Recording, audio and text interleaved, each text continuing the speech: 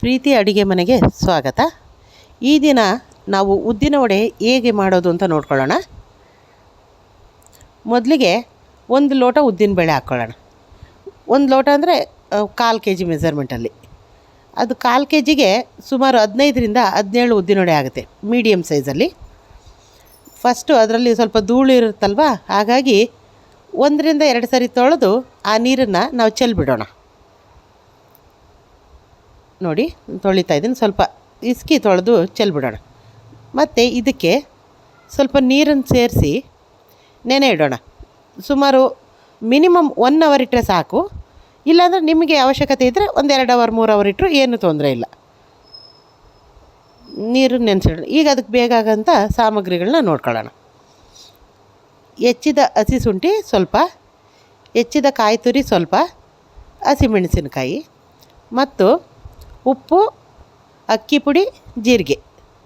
ನಿಮ್ಮ ಮನೆಯಲ್ಲೇ ನೀವು ರೊಟ್ಟಿಗೆ ಇರುತ್ತಲ್ಲ ಅಕ್ಕಿ ಹಿಟ್ಟು, ಅದಾದ್ರೂ ಸಾಕು, 1 ಸ್ಪೂನ್ ಅಷ್ಟಾದರೆ ಸಾಕು. ಈಗ ಉದ್ದಿನಬೇಳೆ ನೆಂದಿದೆ.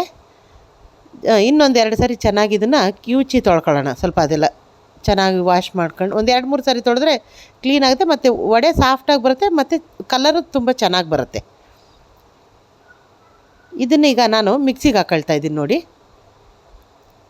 ನೀರನ್ನು ಒಂದೇ ಸರಿ ಸೇರಿಸ್ಬೇಡಿ, ಸ್ವಲ್ಪ ಸ್ವಲ್ಪನೇ ಹಾಕ್ಕೊಂಡು ತಿರುಗಿಸ್ಕೊಳ್ತಾ ಇರ್ಬೇಕು ನೀವು.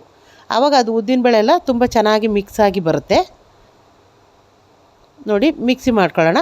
ಲಾಸ್ಟಲ್ಲಿ ಮಿಕ್ಸಿ ಆಗಿಲ್ಲ, ಇನ್ನೇನು ಲಾಸ್ಟಲ್ಲಿ ತೆಗಿಯೋಕ್ಕೆ ಮುಂದೆ ಅಕ್ಕಿ ಪುಡಿ, ಉಪ್ಪು, ಜೀರಿಗೆ 1 ರೌಂಡ್ ಸೇರಿಸ್ಕೊಂಡ್ರೆ ಸಾಕು.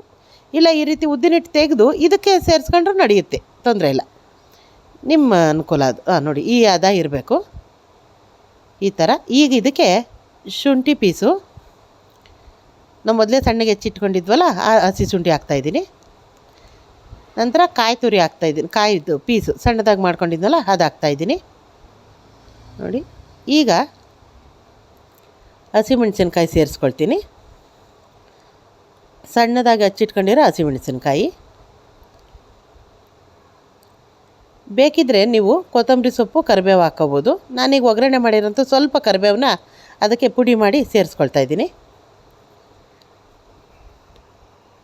ಈಗ ಚೆನ್ನಾಗಿ ಕಲಿಸ್ಬಿಟ್ಟು, ನಾನು ಎಣ್ಣೆ ಬಾಣಲಿ ಮೊದಲೇ ಬಿಸಿಗಿಟ್ಟಿದ್ದೆ. ನೋಡಿ, ಈ ರೀತಿ ಎಲ್ಲ ಚೆನ್ನಾಗಿ ಕಲಿಸ್ಕೊಂಡು, ಇದರಲ್ಲಿ ಸುಮಾರು 15ರಿಂದ 17 ವಡೆ ಆಗುತ್ತೆ. ನೀವು ಹಾಕೋದ್ರ ಸೈಜ್ ಮೇಲೆ ಡಿಪೆಂಡು. ಮೀಡಿಯಮ್ ಸೈಜ್ ಆದರೆ 17 18 ವಡೆ ಆಗೇ ಆಗುತ್ತೆ. ನೋಡಿ, ಎಣ್ಣೆ ಕಾದಿದೆ. ಈಗ ನೀರು ಕೈಯಲ್ಲಿ ಸ್ವಲ್ಪ ನೀರು ಡಿಪ್ ಮಾಡ್ಕೊಂಡು ಈ ರೀತಿ ಉಂಡೆ ಮಾಡ್ಕೊಂಡು, ನೋಡಿ ಹಿಂಗೆ ಒಂದು ಸಣ್ಣದಾಗಿ ಒಂದು ಹೋಲ್ ಮಾಡ್ಕೊಂಡು ಹಾಕೋದು ಅಷ್ಟೇ. ಅದೇ ನೀರು ಹಚ್ಕೊಂಡಿರ್ತಿರಲ್ಲ ಕೈಗೆ, ಬೀಳುತ್ತೆ ವಡೆ, ಏನು ಅಂಟ್ಕೊಳ್ಳಲ್ಲ ಕೈಗೆ. ನೋಡಿ, ಈ ಥರ ಒಂದು ಸಾರಿ ಹಿಂಗೆ ಸುಮ್ಮನೆ ನೀರು ಬೆರಳು ಮಾತ್ರ ಡಿಪ್ ಮಾಡ್ಕೊಂಡು ಸಾಕು. ನೋಡಿ, ಈ ಥರ ಅಷ್ಟೇ. ಇದನ್ನು ಸ್ವಲ್ಪ ಅರ್ಧ ಬೇಯಿಸ್ಕೊಳ್ಳಿ ಮೊದಲು.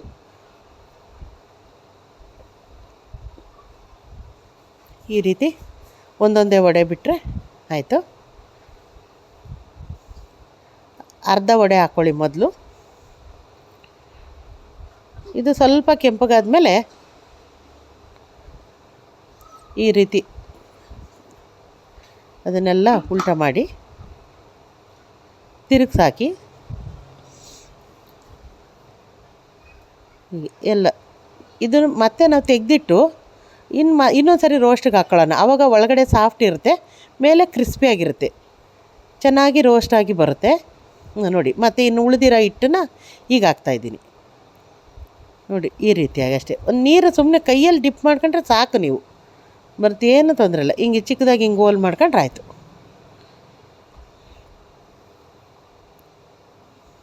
ನೋಡಿ, ಈಗ ಇಷ್ಟು ಕೆಂಪಗಾದ್ಮೇಲೆ ಇದನ್ನು ಮತ್ತೆ ತೆಗೆದು 2 ಸೇರಿಸಿ ಒಟ್ಟಿಗೆ ಹಾಕ್ಬಿಡ್ತೀನಿ. ಆವಾಗಲೇ ತೆಗೆದಿಟ್ಟಿದ್ನಲ್ಲ ಆ ವಡೆ ಮತ್ತು ಈ ವಡೆ.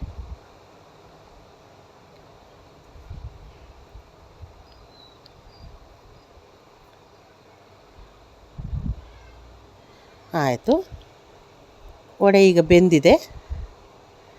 ನಾವೆಲ್ಲ ತೆಕ್ಕೊಳ್ಳೋಣ ಒಂದೊಂದಾಗಿ.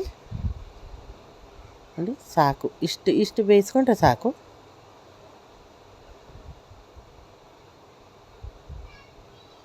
ಇದೆ. ನಾನು ತೆಗಿತಾಯಿದ್ದೀನಿ ವಡೆ. ನೋಡಿ, ವಡೆ ಎಲ್ಲ ತಗೊಂಡಿದ್ದೀನಿ. ನಿಮ್ಗೆ ಈ ರೆಸಿಪಿ ಇಷ್ಟ ಆಗಿದ್ದಲ್ಲಿ ಲೈಕ್ ಮಾಡಿ, ಕಮೆಂಟ್ ಮಾಡಿ, ಶೇರ್ ಮಾಡಿ ಹಾಗೂ ಸಬ್ಸ್ಕ್ರೈಬ್ ಮಾಡ್ಕೊಳ್ಳಿ.